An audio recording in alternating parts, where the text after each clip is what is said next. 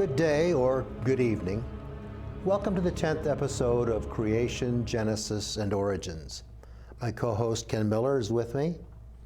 In the episodes preceding, we have examined evidence that shows clearly that Adam and his generations fit into a historical time and place. The time is approximately 7,000 years ago in the region the Hebrews called Shinar in the Old Testament that we know as Sumer, a land associated with the Sumerians who lived in that region for roughly 2,000 years, biblically corresponding approximately to the time from Adam to Abraham, a family of non-Sumerians that have been called Akkadians in history books. From our vantage point, looking back at the history of the ancient Near East and also knowing the broader picture of human history that extends back hundreds of thousands of years, we're in a position to be well aware that Adam's family of descendants were never alone or isolated in a world that, by that point, contained millions of human beings scattered over the globe. Even in Mesopotamia, our biblical family was surrounded from the beginning by Ubaidans and then Sumerians, so they had to know they were not alone in the world. Yet the Genesis account and even the rest of the Old Testament reveal scant evidence of that, even though it was an inescapable fact of their daily lives that they were influenced by another culture that had different habits, values, laws, language, and ethnic differences. This is the Standard of Ur, an 18-inch long banner that dates back between 2600 and 2500 BC. One side depicts Sumerians at peace, and the other side shows the Sumerians at war. Note the use of uniforms, body armor, horses, and chariots. This scene depicts a Sumerian priest receiving an offering from an Akkadian subject. Note the differences that we also see in other examples of Sumerian art and artifacts. The Sumerian priest is bald and clean-shaven. Large ears and noses are typical Sumerian characteristics. The eyes appear to be accentuated with makeup. They are always shirtless. Here, an Akkadian is bringing a ram for sacrifice. By contrast, the Akkadian has a smaller nose, long hair, and beard. The point is that what is obvious to us had to be obvious to them. Yet Genesis is written almost entirely from the point of view of Adam's people, almost as if there were no other people around them or in their vicinity. Origin's issues would have been a lot easier to solve had the Hebrew writers included some information about their neighbors. Nevertheless, they did leave clues, a trail of breadcrumbs, so to speak, that have been generally overlooked by Bible translators and not recognized by commentators and critics who've tried to interpret Old Testament scripture and make sense of it all. Knowing what we now know with the advantage of 20/20 hindsight and what Semites, Israelites, and Hebrews must have known, we can seek out the clues and tidbits that have been overlooked, unrecognized, and misunderstood for many centuries. The King James Version of the Bible dates to 1611, and although newer versions have been produced and copyrighted in the last 400 years, nevertheless, the King James Bible established the initial standard and a pattern for subsequent translations, such that some of the mistakes in understanding then were grandfathered and incorporated in modern versions. Here we will concentrate on what the original authors knew and what they wrote in Hebrew, and how badly it has been understood. Due to a lack of knowledge of anthropology in the 1600s, an absence of consistency arises when man and Adam appear in Scripture, and the translation can deviate arbitrarily from the original Hebrew. It is significant that the original Hebrew authors used two separate Hebrew words for man in the Genesis text and in the rest of the Old Testament, Adam and Ish. Although Adam at times can be used in the sense of mankind, there are numerous instances where it should have been translated Adam initially in Genesis, and then Adamite or Semite in subsequent passages after his death, but in any case understood as a nation directly in Adam's line of descent. This would just be the same as Israel. It is the man previously called Jacob until his death, and then Israel refers to the nation thereafter. But the translators did not recognize the possibility there could be non-Adamic populations in the world. So they labored as best they could with what they had to appear to them as contradictions that still remain in the translations we use to this day. Writing in 1864, Dominic McCausland reasoned, the words Adam and Ish are clearly different in meaning, and to use them indiscriminately as having the same signification tends obviously to obscure the true import and significance of the scripture text. Had the translation been literal, the sense of the sacred record would have been more readily discovered, and the reader would recognize at a glance that the history which he has conceived to be a history of the origin of all mankind is simply a record of the creation of the Adam, the last and not the first of created men, and a history of his lineal descendants. When the King James Version was translated, a certain bias toward what was commonly believed, that all of humanity sprang from Adam, led to confusing translations pertaining to the personage of Adam and his lineage, Adam versus mankind in general, Ish. Even more confusing, words of convenience were substituted where Adam and Ish are contained in the same sentence. For example, Psalm 62:9 in the King James Version begins, "Surely men of low degree, Beni Adam, are vanity, and men of high degree, Beni Ish, are a lie." The NIV says, "Low-born men are but a breath, the high-born are but a lie." Whereas it could have been stated, faithful to the Hebrew, a breath are the sons of Adam, a lie are the sons of mankind. Now it means something.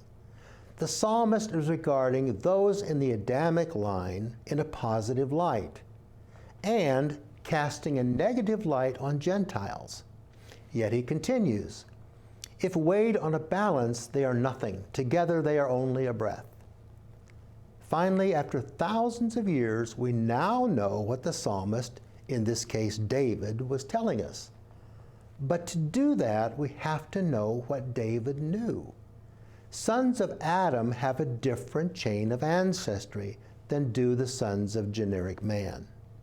In Isaiah 2:9, do we see the Adamite or Semite bow down and the non-Adamite or Gentile humble himself?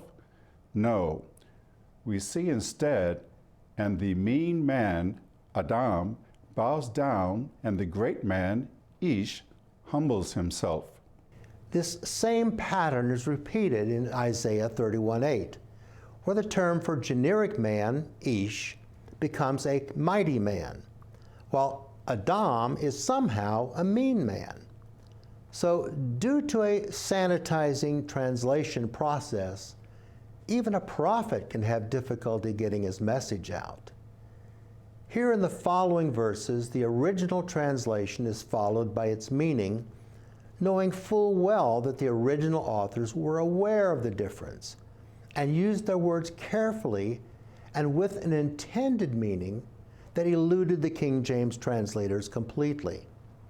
Modern Bible translations, not having any better ideas, simply followed along, perpetuating the errors. Jeremiah 50:40 says, "As God overthrew Sodom and Gomorrah, and the neighbor cities thereof, saith the Lord, so shall no man abide there, neither shall any son of man dwell therein." What the prophet is saying is that no common man shall abide there, in this case Babylon, neither shall any son of Adam dwell therein. This is Daniel 7:13. I saw in the night visions, and behold, one like the Son of Man came with the clouds of heaven. Enosh in Aramaic means the same as Ish does in Hebrew, that is, mankind. In this verse, Daniel is pointing to the coming Christ. He is the Son of Man, as he often referred to himself. Matthew 8:20 is one example.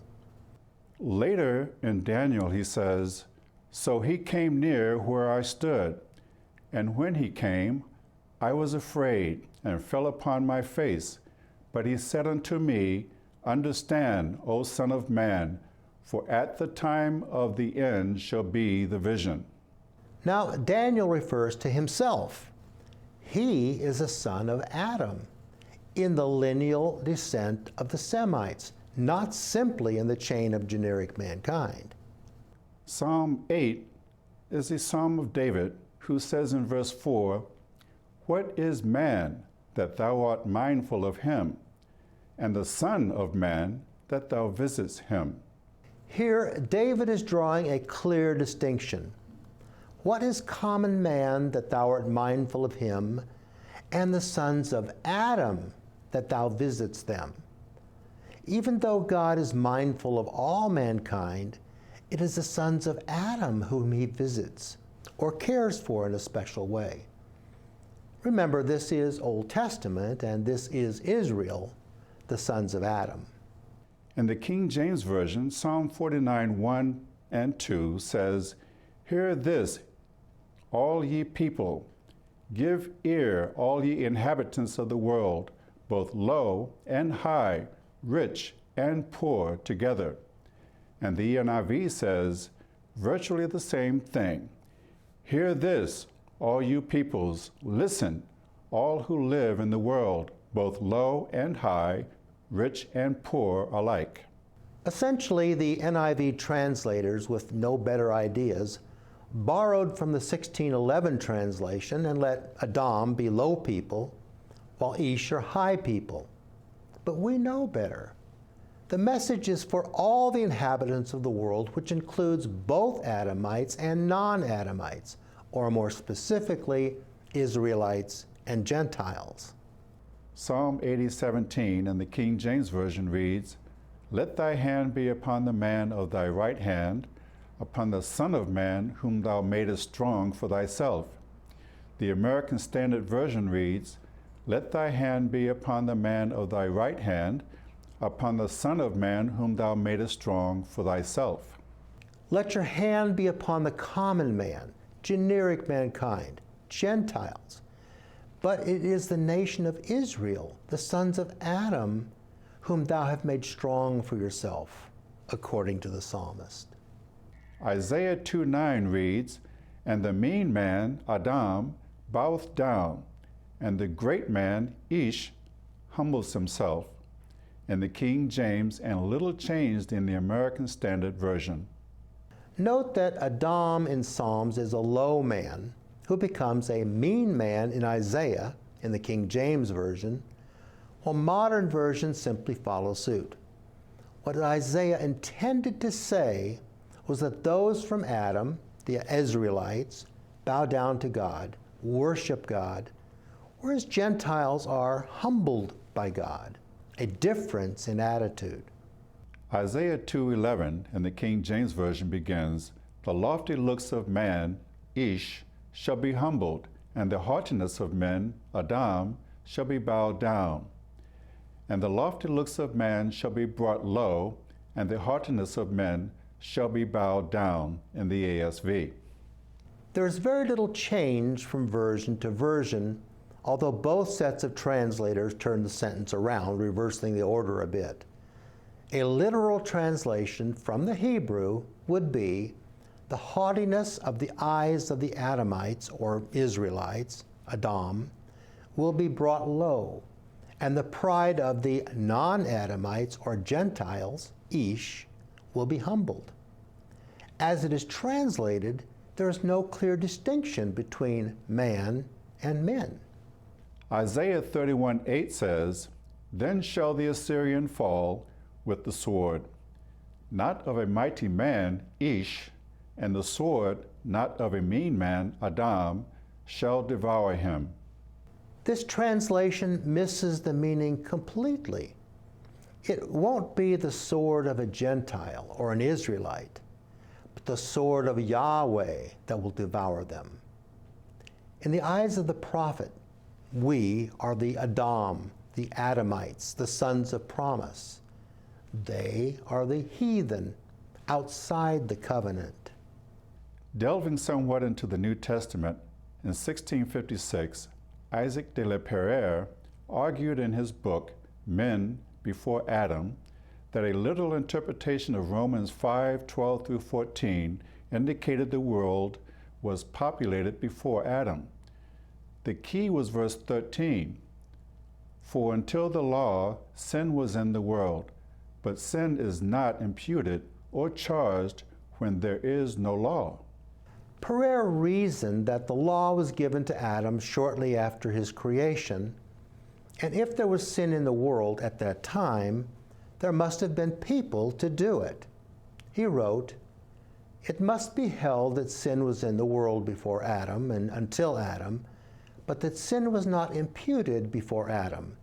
Therefore, other men were to be allowed before Adam who had indeed sinned, but without imputation, because before the law, sins were not imputed or charged."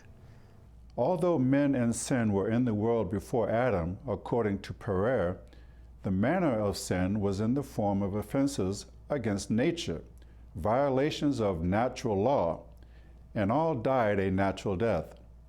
It was not until God imposed moral law, with Adam the first to be subject to it, that men were capable of legal sin, trespasses against God's law. Beginning with Adam's fall, human beings died both a natural death and a legal or spiritual death. 10 years before Pereire wrote Men Before Adam, the Westminster Divines penned their confession of faith that we know as the Westminster Confession. They sought to avoid any implications that all of humanity did not commence with Adam by putting the law on Moses.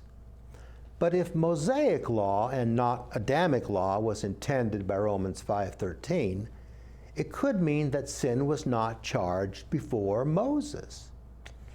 No, the interpreters were not stepping into that trap.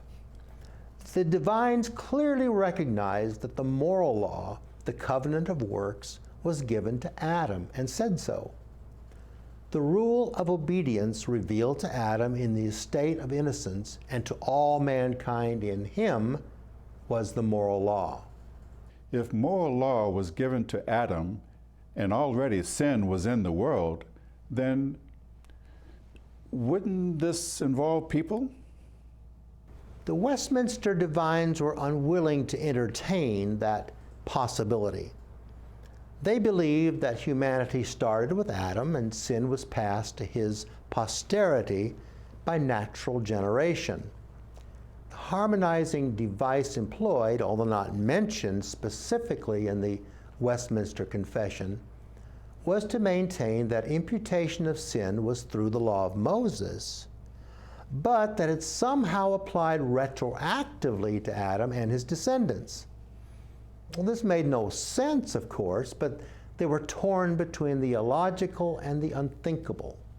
So, according to the divines, the moral law was not comprehended until the Ten Commandments were delivered by God to Moses. What did Pereire think of that? Pereire railed against the position taken by the divines and their insistence that the law was the law of Moses. The interpreters, being between two such inconveniences, were at a stand, nor did they know which way to turn themselves. But because it seemed less prejudicial to affirm that sins were not imputed before Moses and until Moses, than to affirm that there were any men before Adam. Therefore, they preferred the first inconvenience before the second. In Pereire's mind, since the law transgressed was the law given to Adam of Genesis, the sin was perpetrated by those who coexisted and pre-existed Adam. Sin was not imputed to those forerunners, however, until Adam disobeyed God's law. Pereira wrote, "Before the law of God, or till that law of God was violated by Adam, sin and death were in the world, yet had gained no power over it. They had got no lawful possession. They had got no absolute power. The reason is because before that time, there was no law given by God." As you can see, the English of the 1600s is different than the English of today. Clearly, sin was imputed from Adam to Moses. What brought the flood? Was the flood not judgment for sin? Or for that matter, what about the destruction of Sodom and Gomorrah? And if the subject of Romans 5:13 was Adamic law, the sin that was in the world was committed by men other than Adam. What do you say to those who might see racial implications or a second citizen status between those living today and who may be a direct descendant of Adam and those who likely are not? A few early authors, Pereira, McCausland, Edward William Lane, Louis Agassiz, Alexander Winchell, among others, saw that a late date Adam could not be ancestral to mankind everywhere. Julian, Emperor of Rome, saw this error and used it in his misguided efforts to discredit converted Christians.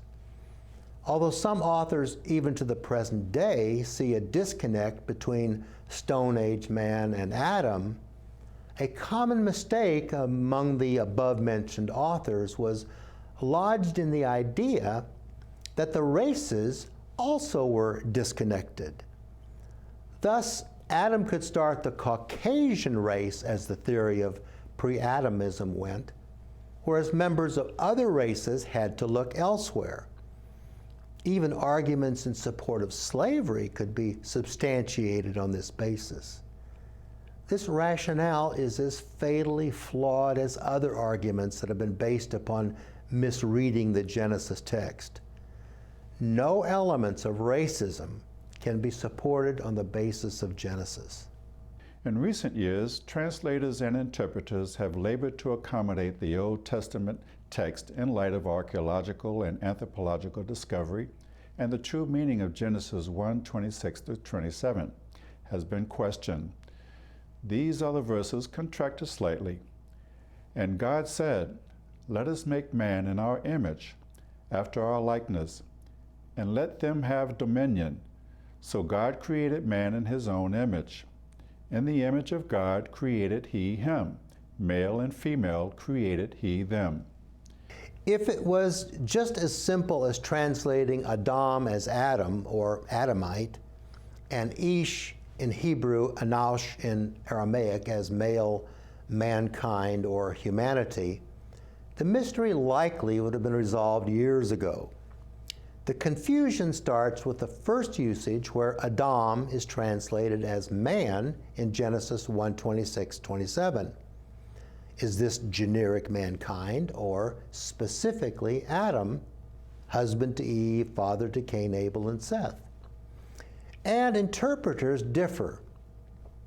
Male and female in the same verse is Ish and Isha, as man and woman together are always Ish and Isha, regardless of where they came from.